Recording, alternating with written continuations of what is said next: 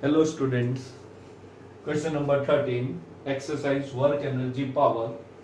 A raindrop of radius 2 mm falls from a height of 500 meter above the ground. It falls with a decreasing acceleration due to viscous resistance of the air until at half its original height it attains its maximum terminal speed and move with a uniform speed thereafter. What is the work done by gravitational force on the drop in the first and the second half of its journey? Also find out the work done by resistive force for the entire journey if its speed on reaching the ground is 10 metre per second. Question को diagram से समझने की कोशिश करते हैं। एक rain drop है जिसका रेडियस 2 mm है, जिसको हम r से डिनोट करते हैं, falling from a height of 500 metre. So 500 metre से एक रेन ड्रॉप फॉल हो रहा है with decreasing acceleration due to viscous resistance of air.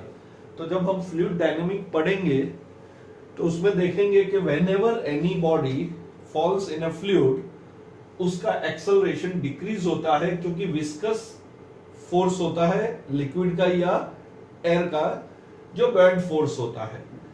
Otherwise the acceleration due to gravity remains constant. लेकिन अगर हमारा अपोजिंग फोर्स है that is a viscous force तो उसका एक्सेलरेशन डिक्रीज होता है। So initially the speed is zero.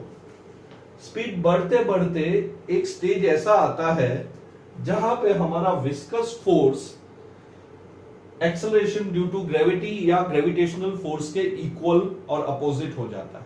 उसके बाद जो स्पीड होती है वो कांस्टेंट हो जाती है, उसकी वैल्यू मैक्सिमम होती है। That speed is called as terminal velocity.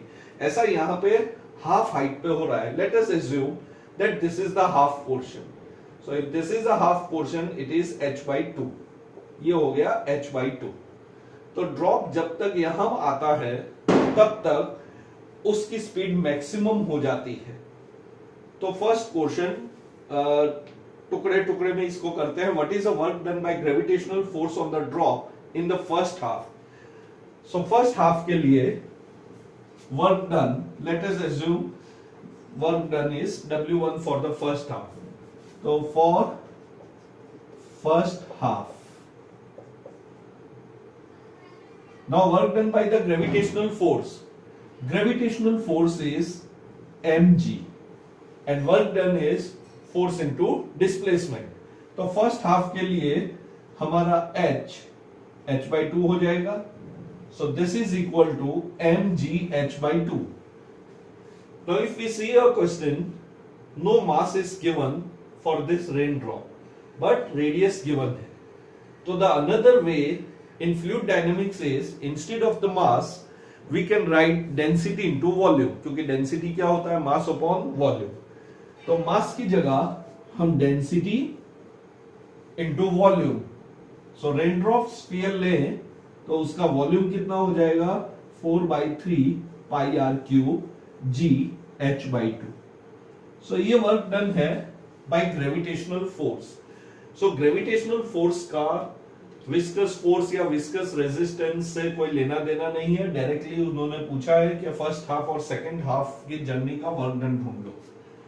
चलो अब density of rain drop is made up of water.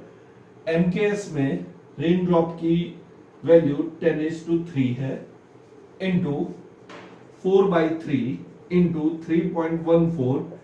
Radius 2 mm है which is converted into metre. 2 into 10⁻³ का क्यूब। g की वैल्यू हम 10 ले लेते हैं। h/2 500 मीटर है तो 250 मीटर। ये सब वैल्यू सब्स्टिट्यूट अगर हम करते हैं एज्यूमिंग g की वैल्यू वैसे तो 9.8 है बट फॉर इजी कैलकुलेशन हम 10 ले रहे हैं। तो this answer approximately comes out to be 0.082 joule के आसपास आएगा विच यू कैन वेरीफाई। तो ये वर्क डन है for the first half.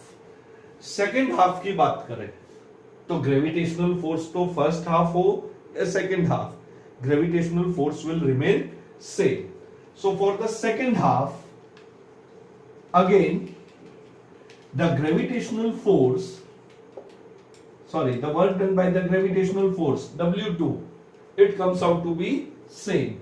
So that is 0.82 joule. Total work done ढूंढ डालते हैं पूरी जर्नी के लिए. So total work done is equal to W1 plus W2. So this is approximately comes out to be 0.164 joule. ये portion हुआ work done by the gravitational force for the entire journey.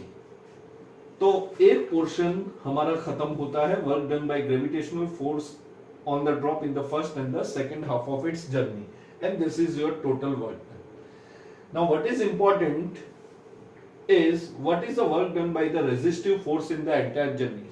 तो जैसे जैसे drop नीचे गिरता है, fluid dynamics में we will study कि विस्कस फोर्स अपोज करता है, जिसकी वजह से इसका एक्सेलरेशन कंटिन्यूसली डिक्रीज होता है और वेलोसिटी या स्पीड इंक्रीज होती है. एक स्टेज पे वेलोसिटी मैक्सिमम हो जाती है and that velocity is called terminal speed, और उसके बाद थ्रू आउट द जर्नी ये स्पीड कांस्टेंट रहती है.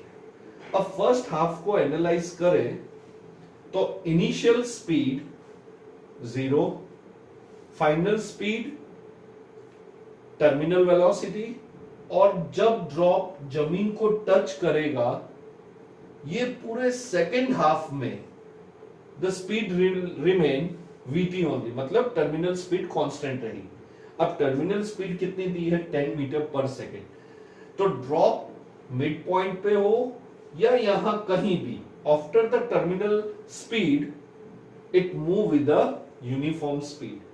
So if it strike the ground with the speed 10 metre per second तो वो हमें टर्मिनल स्पीड दिया.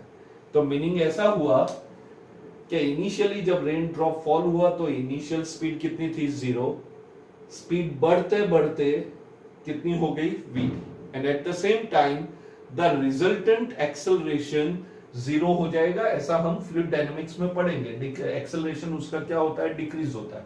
तो एट दिस पॉइंट एक्सेलरेशन 0 हो गया, और हमें पता है अगर किसी बॉडी का एक्सेलरेशन 0 हो जाता है तो या तो बॉडी रेस्ट पे आ जाती है या तो body move with a constant velocity. तो ये कांस्टेंट वेलोसिटी है या कांस्टेंट स्पीड, इसी को हम टर्मिनल स्पीड बोलते हैं. तो यहां पे 0 से स्पीड कितनी हो गई? 10. आधी हाइट पे ड्रॉप आया, और जो बची हुई आधी हाइट है वहां पे थ्रू आउट द स्पीड 10 ही रहने वाली. तो दोनों हाफ में अगर हम चेंज इन काइनेटिक एनर्जी ढूंढे तो इस पोर्शन में तो काइनेटिक एनर्जी चेंज होने वाली नहीं है. इस पोर्शन की चेंज इन काइनेटिक एनर्जी ढूंढे. टोटल वर्क डन इतना है. तो आंसर्स फर्स्ट हाफ के लिए 0.082, सेकेंड हाफ के लिए भी सेम आंसर, टोटल वर्क. अब for the first half change in kinetic energy.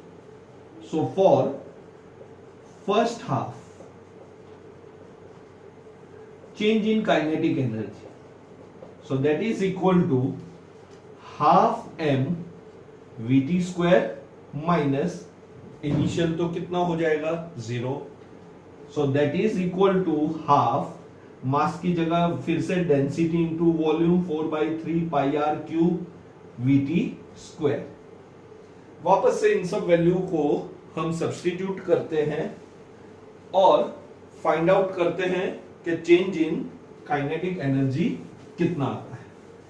So if you substitute all this values, the change in kinetic energy that is half into 10⁻³ into 4/3 pi R cube, मतलब 2 into 10⁻³ का whole cube into terminal speed is 10 given 10 का square 100. अगर तुम इन सब value को substitute करोगे तो ये करीब करीब आएगी 0.000167 जूल. अगेन ये चेक कर लोगे तुम वैल्यू सब्स्टिट्यूट करके. सो this is the change in kinetic energy for the first half. Second half the speed is constant, so there is no change in the kinetic energy.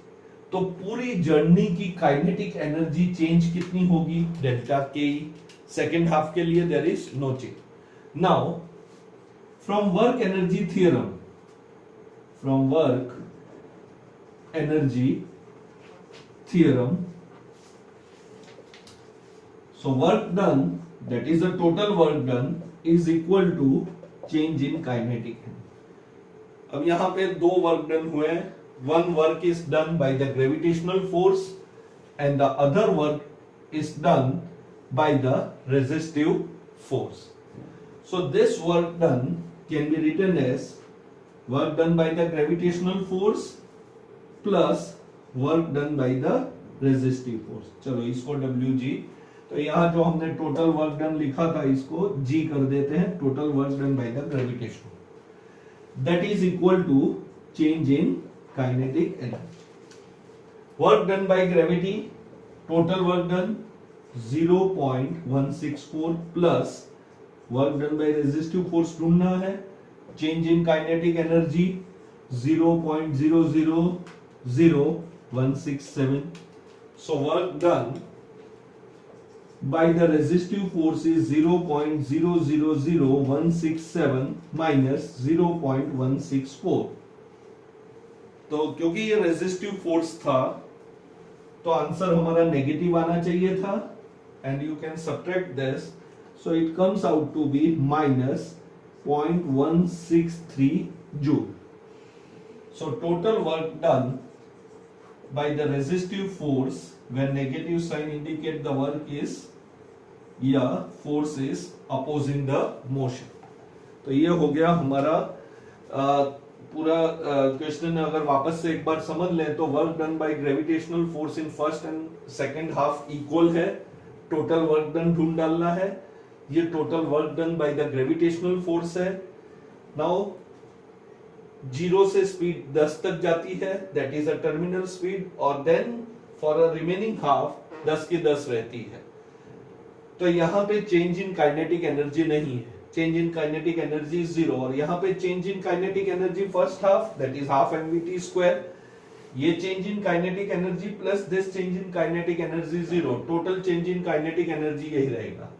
फिर work energy theorem लगाएं। Now work energy theorem में हमने आगे भी पढ़ा था, this work is a net work या total work, so work is done by the gravity and the work is done by the resistance of the air, जो negative आना चाहिए था और वो नेगेटिव आया भी है।